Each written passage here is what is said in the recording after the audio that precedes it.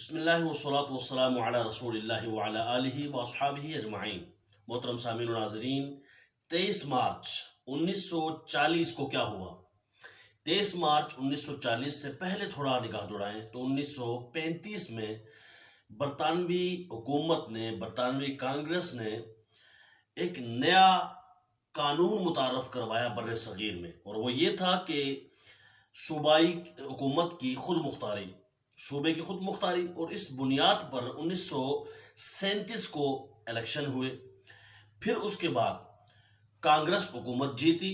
اور اکثریت اس کو حاصل ہوئی۔ پھر انہوں نے مسلمانوں کے خلاف ایک تحریک شروع کر دی، اور وہ یہ تھی کہ مسلمانوں کی الگ شناخت نہیں ہونی چاہیے کہ یہ مسلم ہے، یہ ہندو ہے، یہ انگریز ہے، نہیں، بلکہ مسلمان جو ہے وہ یا ہندوؤں میں مل جائیں یا انگریز ہو جائیں۔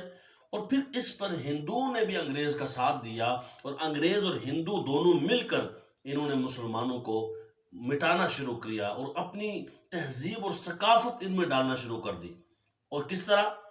اسکول پر پابندی لگا دی گئی، ان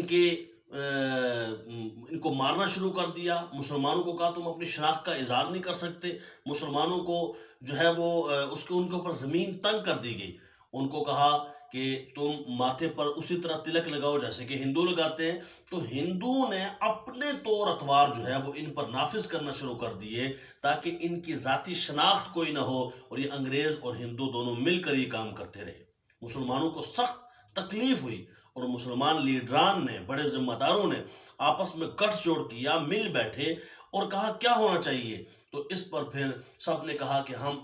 جو ہے وہ محنت کرتے ہیں تاکہ ہمارے ساتھ یہ ظلم و جبر نہ کیا جائے۔ پھر ایک وہ وقت بھی آیا کہ جو ہے وہ سارے مل بیٹھے اور انہوں نے جو ہے وہ پاکستان بنانے کی خواہش کا اظہار کیا کہ ہم ایک الگ وقت، الگ ملک بنائیں گے، اور الگ ملک میں ہمیں جو ہے وہ یہ آزادیاں نصیب ہوں گی۔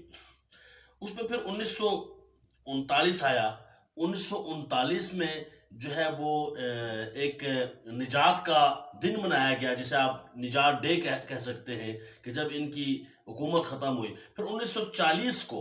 یہ قرارداد جو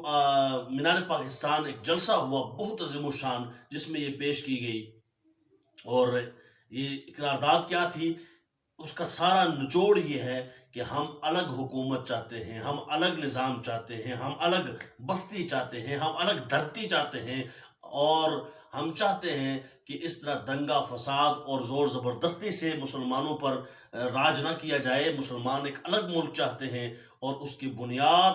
قال اللہ قال رسول ہوگی، اس کی بنیاد لا الہ الا اللہ محمد رسول اللہ ہوگی۔ اور بحمد اللہ تعالی یہ 1940 میں کیا گیا جو عہد تھا، گویا کہ جو وعدہ تھا، اس کو عملی جامہ پہنانے کے لیے محنت اور کاوشوں کو تیز سے تیز تر کر دیا گیا۔ اور پھر وہ وقت بھی آیا جب 1947 کو پاکستان معرض وجود میں آیا۔ لیکن اس پر تو خوشی کا جتنا اظہار کیا جائے اتنا ہی کم ہے کہ اللہ کی نعمتوں میں سے یہ ایک بہت بڑی نعمت ہے۔ آج بحمداللہ تعالیٰ کتنی آزادی کے ساتھ اور کتنے سکون اور آرام کے ساتھ میں آپ کے سامنے اسلام کا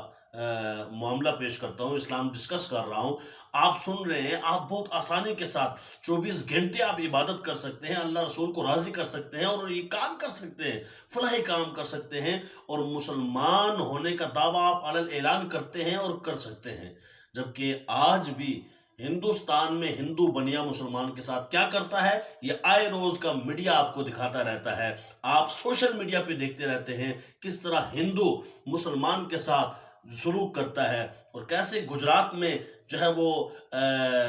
زندہ لوگوں کو جلا دیا گیا اور کاٹ دیا گیا مودی کے اشارے پر، جو آج اس ملک کا حکمران بنا بیٹھا ہے۔ اللہ اس کو ذلت اور خارق کے عمیق گھڑے میں اتارے، اور اگر اس کے نصیب میں ہدایت نہیں ہے، مسلمان ہونا نہیں ہے، تو اسے نیست و نابود فرمائے کہ اس نے جس طرح اسلام کے خلاف زہر اگلا ہے، اور ابھی بھی یہی نظام چل رہا ہے۔ تو میں سمجھتا ہوں ہمیں بھی کچھ اپنی ذمہ داریوں کو پھر احساس کرنا ہوگا، وہ یہ کہ آج جو میرا جسم اور میری مرضی کے راگ الاپتی نہیں تھکتی ہیں، جو خواتین جن کو اتنی آزادی مل گئی، اتنی آزادی کہ کوئی کراچی سے آئی ہوئی ہے، کوئی کشمیر سے آئی ہوئی ہے، کوئی لاہور سے آئی ہوئی ہے، کوئی جناب کہاں سے آئی ہوئی ہے، پورے ملک سے یہ خواتین سوری ٹو سے اس میں سے اکثر تو بالکل ڈیٹ ایکسپائر قسم کی خواتین ہوتی ہیں، کہتی ہیں ہمیں آزادی چاہیے، واہ جی واہ، پوری زندگی گل چھڑے اڑاتی رہی اور اب کہتی ہے آزادی چاہیے۔ ان میں سے اکثر تو وہ چکلے سسٹم سے تعلق رکھنے والے لوگ ہوتے ہیں، اکثر خواتین وہ ہوتی ہیں جن کو دو دو تین تین مرتبہ طلاقیں ہو چکی ہوتی ہیں۔ میں یہ نہیں کہتا ان کی عزت نہیں ہے، رسپیکٹ نہیں ہے، بالکل ہے، پر یہ اپنی خود عزت کروائیں تو تب ہے، اپنی بھی عزتی کروائیں۔ اور یہاں آ کے ساری جمع ہوتی ہیں اور چند خواتین بنتی ہیں مل کے ساری پاکستان سے اور پریس کلب اسلام آباد میں یہاں آ کے تو کہتی ہیں جی ہمیں جو ہے وہ آزادی چاہیے۔ یار اتنی تم آزاد ہو گئی ہو کہ تم یہاں آ کے پاکستان کا دل ہے اسلام آباد، دارالحکومت میں آ کے تم علل اعلان جو ہے وہ کتبے اٹھائے ہوئے ہیں تم نے کہ میرا جسم میری مرضی، تمہیں کوئی پوچھنے والا نہیں، تو یہی تو آزادی ہے۔ تم کہتے ہو کہ پتہ نہیں ماہواری ہے تو تم ہو ورنہ نہیں ہو، لو میں بیٹھ گئی، لو مجھے دیکھ لو، یہ کر لو وہ کر لو، پتہ نہیں کس قسم کے بےہودہ قسم کے تم نے نعرے لکھے ہوتے ہیں، اور پھر بھی ہم سے یہ گلا کہ تم وفادار نہیں، ہم وفادار نہیں پھر تم بھی تو دلدار نہیں، پھر بھی یہی بات کرتی رہتی ہو کہ جناب سب مجھ ہی کو کہتے ہیں، رکھ اپنی نظر نیچی، کوئی ان سے نہیں کہتا نکلو نہ آیا ہو کر، کوئی ان سے بھی تو جا کے پوچھے کس آزادی کی بات ہو رہی ہے، کون سی آزادی چاہیے؟ اتنی آزاد ہو کہ یہاں آ کر علل اعلان کہتی ہو کہ لو میں بیٹھ گئی، تم علل اعلان کہتی ہو میرے فلانے میرے غار میں تلوار نہ، تو کس قسم کی بےہودہ نعرے تم نے لکھے ہوئے ہیں، اور ابھی بھی تمہیں آزادی چاہیے۔ بولو اور کیا بولنا چاہتے ہو، کیا بولنا چاہتے ہو، جو بولنا چاہتے ہو، جو بکنا چاہتے ہو بکو، لیکن یاد رکھو اس بار، پچھلی بار بھی تم نے بکا، دنیا بولتی رہی چپ ہو گئی، پر اس بار تم نے مصطفیٰ کریم کی گستاخی کی، تم نے اللہ کی شان الوہیت میں گستاخی کی، تم نے اولیاء کاملین کی، حضرت عائشہ صدیقہ کی گستاخی کی، جو کسی صورت قابل برداشت نہیں ہے۔ یاد رکھو یہ پاکستان اس لیے نہیں بنایا گیا تھا، 23 مارچ کا مطلب تو یہ تھا کہ اس ملک میں نظام مصطفیٰ کا نفاذ ہوگا، اور قال اللہ قال رسول کی باتیں ہوں گی، اللہ اور اس کے رسول کے احکامات کی پابندی ہوگی،